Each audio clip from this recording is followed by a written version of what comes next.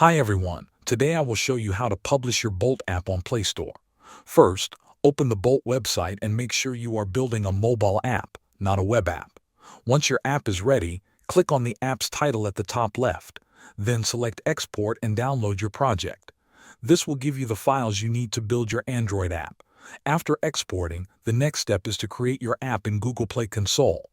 Open Play Console and select Home, then Create App. Choose a default language and enter your app name. Specify whether it is an app or a game, mark it free or paid, and add a contact email. In the declaration section, accept the developer program policies, US export laws, and Play app signing terms.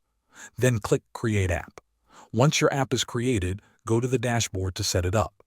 Add your store listing details including descriptions, screenshots, and graphics.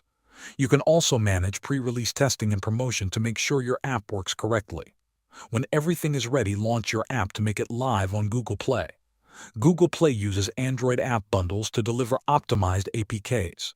This means you only need to upload one signed bundle. Make sure your package name is unique. Your release can have 3 statuses: draft, active, or archived. Thanks for watching.